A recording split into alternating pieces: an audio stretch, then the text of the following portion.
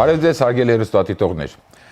Մեր հայրենակցի անունը 1970-80-ական թվականներից սկսած հանրահայտ էր եւ ոչ միայն նրա զբաղեցրած կուսակցական պետական պաշտոնների, այլև առաջին հերթին եւ գերազանցապես նրա գիտական, հայրենասիրական եւ հրապարակախոսական գործունեության շնորհիվ։ Հայորդիներ հաղորդաշարի այսօրվա հաղորդումը նվիրված է անվանի պատմաբան եւ դիվանագետ Ջոն Կիրակոսյանին։ Մեր հաղորդման հյուրերն են մեր Հանրապետության գիտության ազգային ակադեմիայի պատմության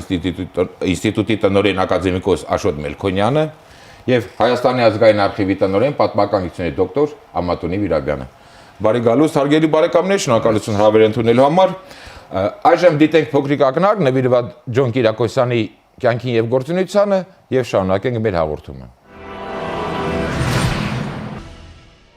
Անվանի պատմաբան եւ դիվանագետ Ջոն Կիրակոսյանը ծնվել է 1929 թվականի մայիսի 6-ին Երևանում։ Ավարտել է Երևանի պետական համալսարանի միջազգային հարաբերությունների ֆակուլտետը, այնուհետև ԽՍՀՄ գիտությունների ակադեմիայի արևելագիտության ինստիտուտի ասպիրանտուրան։ 1955-ից 62 թվականներին եղել է Լենինյան ուղիով ամսագրի քարոզչության բաժնի վարիչ։ 1962-ից 66 թվականներին Հայ Կոմկուսի Կենտկոմի պրոպագանդայի եւ ագիտացիայի բաժնի վարիչի տեղակալ։ 1966-ից 69 թվականներին հայկական ԽՍՀ հեռուստատեսության եւ ռադիոհաղորդումների պետական կոմիտեի նախագահ։ 1969-ից 75 թվականներին Հայ Կոմկուսի Կենտկոմի գիտության եւ ուսումնական հաստատությունների բաժնի վարիչ։ 1975-ից 85 թվականներին ԽՍՀ արտաքին գործերի նախարար։ 1967 թվականից դասախոսել է Երևանի պետհամալսարանում։ 1979 թվականից եղել Արևելքի երկրների պատմության ամբիոնի վարիչ։ 1978 թվականին մասնակցել է ՄԱԿ-ի 33-րդ նստաշրջանի աշխատանքներին։ Մահացել է 1985 թվականի հունիսի 20-ին։ Պատմական գիտությունների դոկտոր պրոֆեսոր է։ Ուսումնասիրությունները նվիրված են հայ ժողովրդի նոր եւ նորագույն պատմությանը, հայկական հարցին եւ հայոց ցեղասպանությանը, որոնք թարգմանվել են նաեւ օտար լեզուներով։ Երիտթուրքերը պատմության դատաստանի առաջ աշխատության համար հետմահու արժանացել է ԽՍՀ պետական մրցանակի։ Երևանում տեղադրվել է հուշատախտակ, անվանակոչվել դպրոց, Երևանի պետական համալսարանի միջազգային հարաբերությունների ֆակուլտետում լսարան, թողարկվել է նամականիշ։ Հայաստանի Հանրապետության արտաքին գործերի նախարարությունը սահմանել է Ջոն Կիրակոսյան մեդալ։ Պարոն Մելքոնյան, Ջոն Կիրակոսյանը ինչքան տեղյակ եմ, իր գործունեությունը թե գիտական եւ թե հրապարակախոսական, նաեւ գործնական ձևակերպում էր կամ անվանում էր որպես քաղաքական հայագիտություն։ Եվ այդ առումով գուցե նրանք կարող ենք համարել քաղաքական հայագիտության հիմնադիրներից կամ սկզբնավորողներից մեկը, եւ այդ տեսանկյունից քաղաքական հայագիտությունը շատ կարեւոր դերակատարություն է այն տարիներին ունեցել խորհրդային եւ հիմա էլ ունի, ինչպես պետության ղեկավարներին համապատասխան տեղեկատվությամբ ծանոթացնելու գիտական հասարակական շրջանակներին, նաև ինչու՞ չէ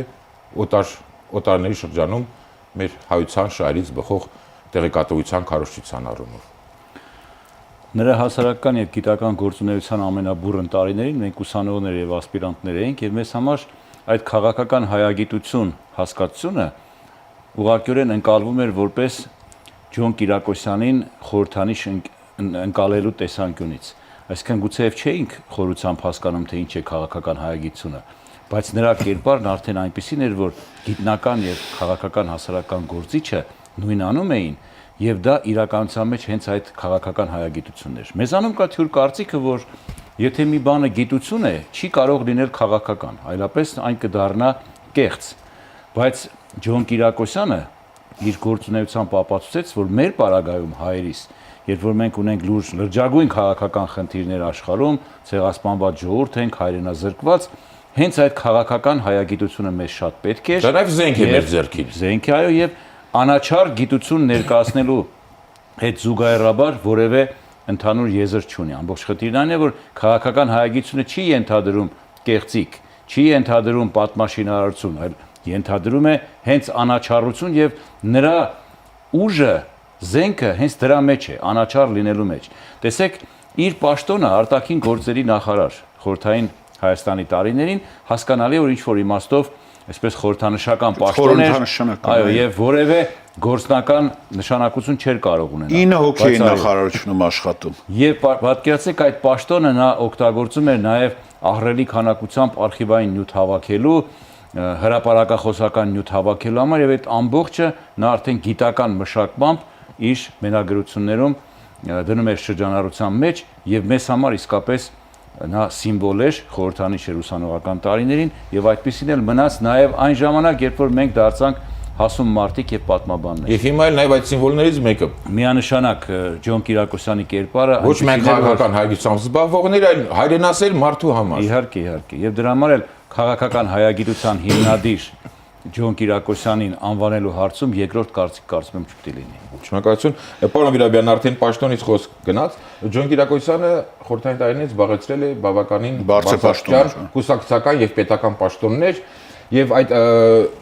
խորհրդային նոմենկլատուրայի մեջ շատ-շատերից աչքի է ընկել եւ առանձնացել է իր հայրենասիրական կեցվածքով, քաղաքացիական կեցվածքով, անգամ արտգործնախարար նախարարացեցիք 9 հոգի էր, բայց այդ 9 հոգով կարողանում էր բավականին նկատելի աշխատանք կատարել։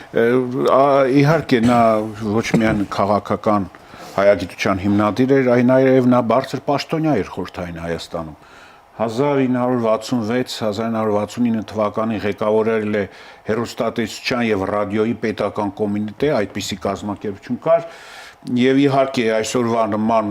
տասնյակ ալիքներ չկային, մեկ հեռուստականալ էր, մեկ հեռուստաալիք էր եւ մեկ ռադիո էր եւ Սփյուռքի համար կային հաղորդումներ եւ օտար լեզուներով, մի քանի օտար լեզուներով հարևան երկրների համար հաղորդումներ են ընթանում, բայց մեծ նշանակություն ուներ, որտեվ հեռուստատեսչության ասածը բոլորը ընդունում էին որպես բացարձակ ճշմարտություն, որտեվ քարոզչական հզոր զենք էր, բայց ինչ տեղի ունեցավ մեր հեռուստատեսչության մեջ 66-69 թվականին, որ հեռուստատեսությունը, որը միջև այդ խորհրդային էր, որը միայն խորհրդային գաղափարախոսության պրոպագանդիստ էր, դարձավ քարոզիչ էր, դարձավ նաև ազգային։ Այդ տարիներին սկսեց հայկական երգը, հայկական ֆիլմը, հայկական թատրոնը ցուցադրել հեռուստատեսչության։ Շաբաթը մեկ անգամ ազատվեց եւ իրոք այդ ազգային զարթոն կոչվածը հեռուստատեսչության մեջ սկսվեց նրանից։ Այդ պարագաներ արտգործնախարարի եւ պատահական չէր, որ 69 թվականին նրան տեղափոխեցին Կենտկոմ, Հայկոմ Կուսի Կենտկոմի ամենակարևոր պաշտոններից մեկը՝ գիտության եւ կրթության, բարձրագույն կրթության բաժնի վարիչ,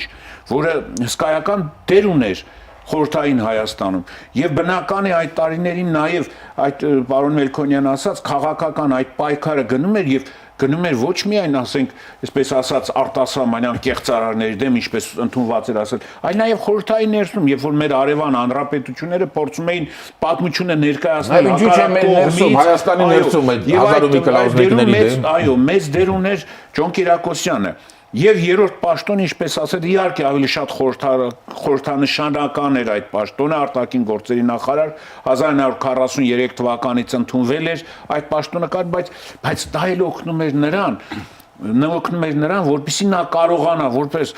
խորհրդային Հայաստանի նախարար, ինչպես այն ժամանակ ասում էին մինիստր, օգտվել այն արխիվային նյութերից, որոնք հասու չէին շատ-շատերին, դա լիներ Մոսկվայում, դա լիներ մեր հարևան, ասենք, Թբիլիսիում, նույն Հայաստանում, եւ նա կարողացավ դրանք օգտագործել եւ այն աշխատությունները, որոնց մասին մենք դեռ խոսենք, ստեղծել եւ գիտեք ինչ, չկա չարիք առանց բարիքի։ Այդ պաշտոնը զբաղացնելը նա շատ ժամանակ ուներ աշխատանքային ժամերին նույնիսկ գիտությամբ զբաղվելու, այդ աշխատությունները ստեղծելու եւ դա իրոք մեծ առավելություն էր նրա համար։ Շնորհակալություն, պարոն Մելքոնյան, աշխատությունից խոսք գնաց, խնդրում եմ մեր հայրենակիցներին ներկայացնեք Ջոն Կիրակոսյանի 3 այդ ֆունդամենտալ հիմնարար աշխատությունները՝ առաջին համաշխարհային պատերազմը եւ արևմտայությունը, բուրժուական դիվանագիտությունը եւ Հայաստանը եւ վերջապես նրա առավել նշանավոր երիտթուրքերը պատմության դատաստանի առջև։ Կարծեմ այս աշխատությունների համար նա արժանացել նաև անժամանակվա խորհրդային Հայաստանի պետական մրցանակի կարծեմ։ Հա, Պետմահու։ Մի փոքրիկ դրվագից սկսեմ։ Երիտթուրքերը պատմության դատաստանի առջև գիրքը ձեռքից ձեռք էինք մենք խլում եւ մեզ համար Ջոն Կիրակոսյանի անձը անհասանելի էր։ Հանկարծ ասպիրանտուրայի տարիներին այնտեղ երբ պարապում էինք ազգային գրադարանում, մեկը ներս մտավ, ասեց տղաներ, ասեց Ջոն Սահակիչը միջանցքում է։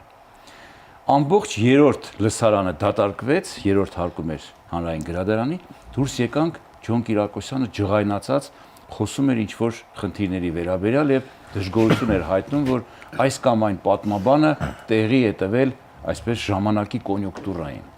Եվ նույնիսկ այսպես գոռում էր, հիշում եմ այսօրապես նրա խոսքերը. պատմաբանը պիտի լինի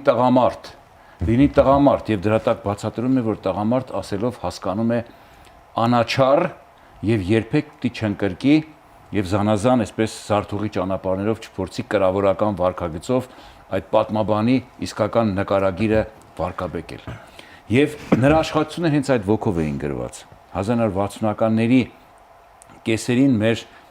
պատմաբանների ավագ սերունդը ահռելի պտուղ տվեց այդ հարաբերական այսպես ազատականացման շրջանում 65 թվականի հետ կապված եւ Ջոն Կիրակոսյանի այս գիրքը առաջին աշխարհամարտի հետ կապված ծնվեց հենց այդ բովում եւ որպես աշխատանք բացարձակապես հրապարակախոսական ոճի դիտելու առումով ես որևէ այսպես ասած մեղադրանք չեմ տեսնում։ Երբ նայում ես վերնագրերին, քեզ թվում է թե իրոք հրապարակախոսական են։ Շատ խորը գիտական, երբ որ մենք հայոց պատմության ակադեմիական հատորներ էինք գրում, շատ տողատագեր սկսեցինք ստուգել, որ կարող է իրոք հրապարակախոսական բնույթ լինել։ Բացարձակապես տառ առ տառ սկզբնաղբյուրները իրականության գիտականից զատ շատ դաստիարակչական կարևոր դերակատարություն է ունեցել։ Եվ տեսեք այս աշխատությունը 60-ական թվականների կեսերին հայոց պատմության այս կարևորագույն դրվագի հայոց ցեղասպանության խնդիրը այսպես գիտական առումով ներկայացնելու տեսանկյունից բացառիկ նշանակություն ունեցավ, որից հետո մեջտեղ եկան արդեն մյուս աշխատությունները երիտ թուրքերը պատմության դատաստանի առջև, որը բացառիկ նշանակություն ունեցավ ճշմարտությունը մինչև վերջ բացելու իմաստով։ Կարծեմ դա օտար լեզուներով էլ է թարգմանված։ Հայերեն եւ ռուսերեն տարբերակներում զգալի տարբերություններ կան։ Ինչ իմաստով։ Նա առաջինն էր հայ իրականության մեջ, որ ենթատեքստով ներկայացրեց հայոց ցեղասպանության խնդրում որոշ ազգայնամոլ հրեական կառույցների մասնակցության հարցը։ Եվ այն ժամանակ ռուսերեն թարգմանելիս, ուրեմն Մլադատուրքի перед судом истории այդ տարբերակում Գլավլիտը Մկրատով անջատեց այն հատվածը, որը վերաբերում էր հրեա գործիչների մասնակցությանը։ Եվ թերևս այն ժամանակ ոչ միայն վտանգավոր էր սա նկատվում, նաև սխալ էր նկատվում իբր գիտականության առումով, բայց եկան ժամանակները, երբ որ հրեա գիտնակար Յահիր Աուրոնը, որը գրեց Սիոնիզմը եւ հայոց ցեղասպանությունը գիրք է, որի համար արժանացավ Հայաստանի Հանրապետության նախագահի մրցանակին, հրեա հեղինակը ապացուցեց, որ այո, որոշ հրեա գործիչներ, ինչու չէ նաև Թյոդոր Հերցելը, այսինքն սիոնիզմի գաղափարական հիմնադիրը տուրք է տվել նման խնդիրների եւ Սուլթան Համիդի հետ համագործակցել է հայերին բնաջնջելու այդ ծրագիրը ինչ որ իմաստով մատուցելու տեսանկյունից։ Հուսանք հետագա հրատարակությունը մոտար լեզուներով այդ ամենը կվերականգնվի եւ բնագրին հարազատ ձևի տարբերակում կա։ Ինչ վերաբերում է դիվանագիտությանը, եւ պատմաբաներ, եւ հասարակական գործիչ եւ դիվանագետ, այս մարդկային բոլոր որակները նրա մոտ միահյուսվում էին եւ դու զգում էիր թե այ Լեոյի ոճը, որ պատմաբանի կար չէ, հրապարակախոսական եւ գիտական։ Միանգամայն նոր ժամանակներում արդեն Ջոն Կիրակոսյանը կարողանում էր մատուցել մեր սերունդներին եւ շատ շատերս երբ որ մտածում ենք թե ինչպես տեղի ունեցավ 88 թվականի պորտկումը, հենց գաղտնիքը սրա մեջ էր։ Գաղափարապես հասարակությունը այո, նախապատրաստվեց 88 թվականի փետրվարի 20-ին եւ այդ պայթյունը միանգամայն հասկանալի դարձավ, որտեղ դրա գաղափարական ակունքները շատ խորն էին եւ դրանց հիմքում կանգնած էին Ջոն Կիրակոսյանի նման մարդիկ։ Շնորհակալություն։ Պարոն Վիդաբյան, Ջոն Կիրակոսյանը նաև գիտականորեն ակադեմիական ձևով հիմք դրեց հայկական հարցի ցեղասպանության վերաբերյալ արխիվային փաստաթղթերի հրատարակմանը։ Մասնավորապես դեռևս 1972 թվականին նրա խմբագրությամբ Ռուբեն Սահակյանի հետ համատեղ հրատարակվեց Հայաստանը միջազգային դիվանագիտության եւ սովետական արտաքին քաղաքականության փաստաթղթերում 1828-1923 թվականների ժողովածուն, որը համոզված եմ մինչև այսօր էլ իր արդիական էր գիտական նշանակությունը չի կորցրել։ Գիտեք ինչ, հեշտ չէր։ Ես չեմ պատկերացնում, որ եթե այդպիսի բարձր պաշտոն չունենար, հնարավոր կլիներ այդ գրքի լույս ընծայումը, որտեվ մեծ նախապատմություն է եղել, մեծ քննարկումներ է անցել միջև դրա հրատարակությունը։ Սահակյանի հետ նրանք մեծ աշխատանք էին կատարել, բայց գրքի հրապարակումից հետո, քանի որ այնտեղ բազմաթիվ հարցեր էին բարձրացված, ինչպես պարոն Մելքոնյան ասաց հрьяաների մասնակցությունը, այնպես նաև մեծ տերությունների, որոնք արտաքուստ թվում էր, թե մեր ժողովրդի բարեկամները, նրանց մասնակցությունը եւս այդտեղ ի հայտ էր գալիս, թե ինչպես են իրականում հարցերը լուծել, ասենք Անգլիայի դերը Անդրկովկասում, թեկուզ առաջին համաշխարհային պատերազմից հետո, երբ որ նրանք նավթային հորերով դրդված, նրանք ավելի շատ պաշտպանում էին Ադրբեջանին, վարում էին ադրբեջանամետ քաղաքականություն, քան հայկական հարցի։ Այդ առումով կարծեմ ժողովածու հետ կապված Ջոն Կիրակոսյանի դեմ բավականին կլաուզաներ են գրել։ Նաև Հայաստանի ներսում կլաուզա մատերիալներ, որոնք հասնում էին Մոսկվա, ամեն անգամ մի հանձնաժողով էր ստեղծվում, մի այսպես նշանավոր գործիչների պատմաբաների հանձնաժողով, որոնք ամիսներ աշխատում էին եւ այս մարդուն ամիսներով կտրում էին իր բուն աշխատանքը կատարելու։ Ես նույնիսկ մի քանի անգամ վերցրել եմ այդ նյութերը, տեսել եմ, պատկերացնում եք նրա պատասխանները, որոնք հաճախ հասնում են 70, 100, 150 էջի, պատկերացնում եք, որ այդ երանդը այդ հնարավորությունը այդ ժամանակը նա տրամադրել նոր աշխատություններ ստեղծելու արդյունքում էլ առողջության բայց նորից վերադառնանք այդ դա մեր իրականության մեջ խորհրդային իրականության մեջ առաջի արխիվային փաստաթղթերի ժողովածուն էր, որտեղ ներկայացվեց ամբողջ խնդիրը։ Այնտեղ ներկայացվեց առաջի անգամ եւ Բաթումի պայմանագիրը եւ Ալեքսանդրապոլի եւ Մոսկվա եւ մնացած բոլոր Սևրի պայմանագիրը բոլորը բայց ամենը հայերեն լեզվով բայց մի բան էր որ հայերեն լեզվով էր նման կարողացան տեղադրել այդտեղ դեկտեմբերի 2-ի հայ-ռուսական պայմանագիրներ իշխանությունը այո Երևանյան համաձայն որը ինչպիսի ցանկություն թե դատատուվել էր տպագրվել էր խորհրդային պատմագիտության 22 թե 23 թվականին խորհրդային Ռուսաստանի արտաքին քաղաքական բայց այստեղ չկարողացան որտեվ հակասում էր գաղափարական այն մտածելակերպին, որ Հայաստանում եւս խորհրդային իշխանությունը հաստատվել է բանվոր գյուղացիների ապստամբության շնորհիվ։ Բոլոր դեպքերում հարյուրավոր հազարավոր փաստաթղթեր առաջին անգամ մայրենի լեզվով հրապարակվել։ Դա սկզբնաղբյուր հրապարակելը մեծ աշխատանք է։ Դա այդպես փաստաթուղթ չի։ Փաստաթուղթը պետք է ծանոթագրել, գրել առաջաբան, անուններ, տեղանունների ցանկ կազմել, դա հսկայական աշխատանք է, որոնք նրանք իրոք մեծ աշխատանք կատարեցին եւ այդ հաստափոր ժողովածուն առաջի անգամ մեր սեղանին դրվեց։ Ես այս կապակցությամբ կուզեի ավելացնել հետեւյալը։ Տեսեք հայոց ցեղասպանության խնդրում մեր հայեցակարգը ձևավորելուն զուգընթաց, նա երբ որ բացում էր 1920-21 թվականների պատմության տխուր էջերը, դրանք շարադրել եւ որպես հայեցակարգ ներկայացնել հնարավոր չէր։ Ցեղասպանության խնդիրը զգացական էր, բայց տարածքների կորուստը Քեմալա բոլշևիկյան համագործակցության արտաքին քաղաքական ոլորտներ եւ Հայաստանի Հանրապետության կորուստը, Հայաստանի անկումը հնարավոր չէր ներկայացնել եւ շատ խելացի տարբերակ էր ընտրել Ջոն Կիրակոսյանը։ Հաստատուղթը դրել էր, հասկացողը հասկանում էր, տեսնում էր թե ինչ է տեղի ունեցել, որտեղ այդ փաստաթղթի հետ ծանոթացող ամեն մի անձ եւ պատմաբան կկարողանար դրանից հետեւություններ անել եւ դա էլ եղավ, երբ որ արդեն եկան ազատության ժամանակները եւ պատկերացրեք արդեն հայեցակարգը կար, որտեղ մարդիկ փաստաթղթային հենքը դրա ունեին եւ ինչպես նրա կենթանության օրոք այդ գիրքը, այդ ժողովածուն սեղանի գիրք էր, այսօր էլ շարունակում է թարմությունը պահել եւ էլի համարում է սեղանի։ Շարունակության վերաբերյալ պարոն Վիրաբյանին հարց կտանք, պարոն Մելքոնյան, օգտվելով այն հնարավորությունից, որ մեր տաղավարում եք,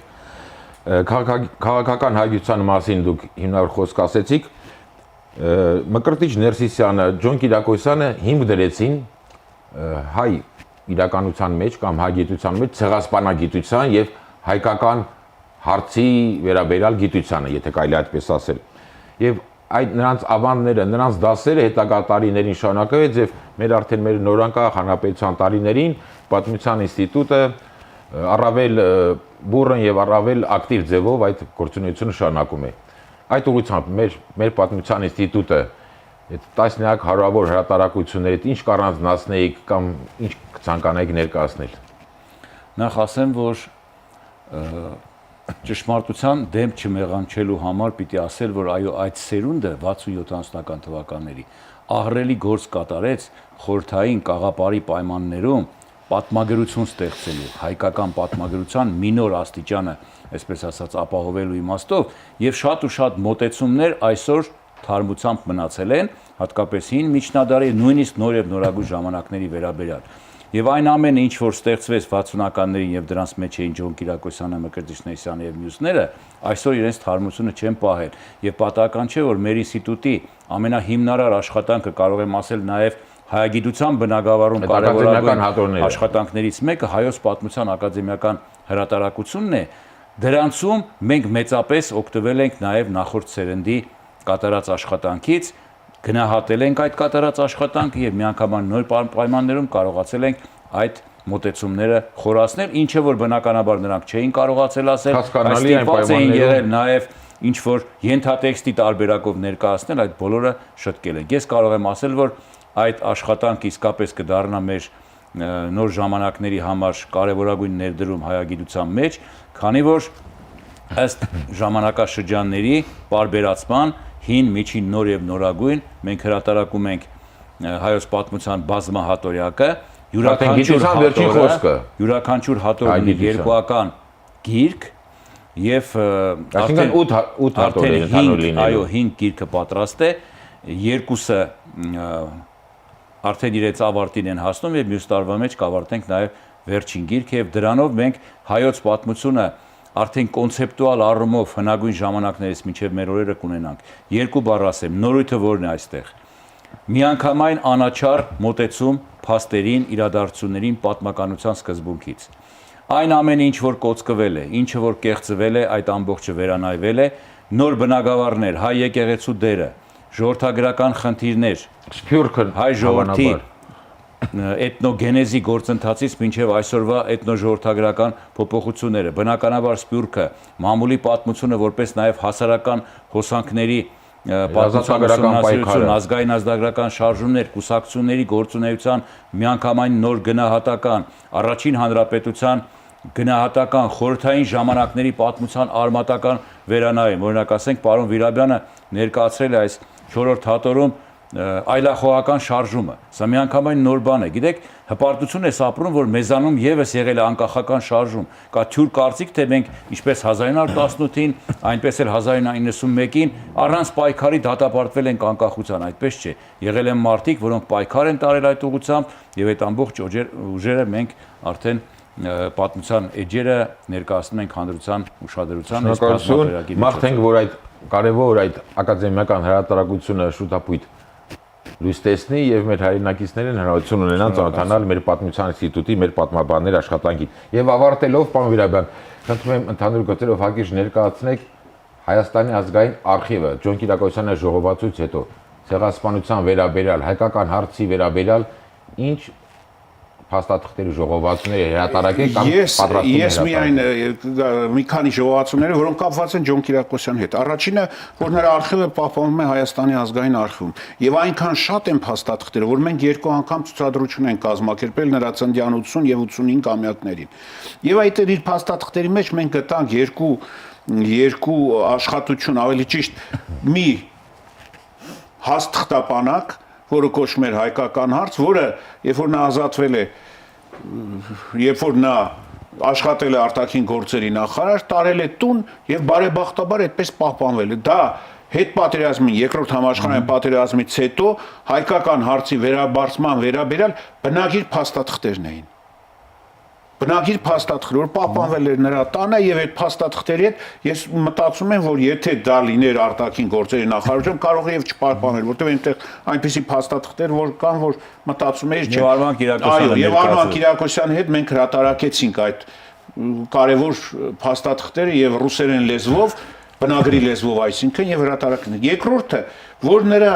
փաստաթղթերի մեջ մենք գտանք մի ժապավեն, որը Միքայել Թումանյանի Հայաստանի Հանրապետության, առաջին Հանրապետության դիվանագիտության պատմություն աշխատություն էր, որը նա գրել է 1922-23 թվականին, իսկ Միքայել Թումանյանը մեր Թբիլիսիում մեր դիվանագիտական ներկայացության քարտուղարն էր, Եվ չի կարողացել տպագրել։ Բարեբախտաբար այդ փաստաթղթերը պահպանվել են եւ ինքը Վրաստանի արխիվներում նկար անել տվել էր ժապավենի վրա բերել էր, իհարկե մեզ մոտ էլ կար, բայց մեզ մոտ եղած օրինակը, որ թղթի վրա էր, մի մասը կորած էր, էջերի մի մասը։ Եվ ահա մենք կարողացանք նորից նրա որդու Արման Կիրակոսյանի հետ հրատարակել։ Բացի դրանից, ինչպես գիտեք, վերջի տարիների ընթացքում մենք 3 հատորով հրատարակեցինք հայոց ցեղասպանությունը Օսմանյան Թուրքիայում, այդ եռալ 3 հատորանոց ժողովածուն, որը թարգմանվեց 1 հատորով եւ անգլերեն, եւ թուրքերեն, եւ ռուսերեն, հիմա պատրաստել ենք արդեն եւս 4-րդ, 5-րդ հատորները, որը եւս լույս կտեսնի այս տարի, մյուս տարի, որը կամբողջացնի այդ խնդիրը։ Դրանք բնագիր փաստաթղթեր են եւ փաստորեն մենք այսօր շարունակում ենք այն աշխատանքը, որ հիմք դրեց մեր նշված ժողովածուն հրապարակելով հիմք դրեց Ջոն Կիրակոսյանը։ Շնորհակալություն։ Ես մի բան ավելացնեմ, համեստորեն չնշեց պարոն Վիրաբյանը, որ այդ կարևոր աշխատանքը արժանացել է Հայաստանի Հանրապետության նախագահի մրցանակի ցեղասպանության բնագավառում որպես ծանրակշիռ աշխատություն եւ ամենակարևորը վերջակետ դրեց թուրքական այն կեղծ մոտեցումներին, թե Հայաստանի արխիվներում համապատասխան նյութեր չկա, մենք բացել ենք իբր արխիվներ, այս Հայաստանը չի անում։ Եվ տար առ տար կարելի է գտնել ցեղասպանության մանրամասներ, գյուղ Արևմտյան Հայաստանի նահանգների վերաբերյալ եւ այս հարցում սա իսկապես լուրջ ներդրում ու հաղթանակ։ Շատ բարի, հարգելի բարեկամներ, թույլ տվեք եւս մեկ անգամ շնորհակալություն հայտնել հաղորդմանը մասնակցելու ձեր պատրաստակամության համար, մեր հանրապետության պատմաբաններին եւ արխիվագետներին մաղթել հետագա աշխատանքների, հետագա հաջողություններ եւ որպեսի թե ցեղասպանության եւ թե հայկական հարցի քաղաքական հագիտության վերաբերյալ նորանոր արժեքավոր աշխատություններով եւ ժողովածուներով հարստացվի հայգիտության այդ օվկիանը։ Հարգելի հեռուստադիտողներ, հայորդիներ հաղորդաշարի այսօրվա հաղորդումը նվիրված էր Ջոն Կիրակոսյանին։ Առայժմ այսքանը, ճանաչենք հայորդիներին։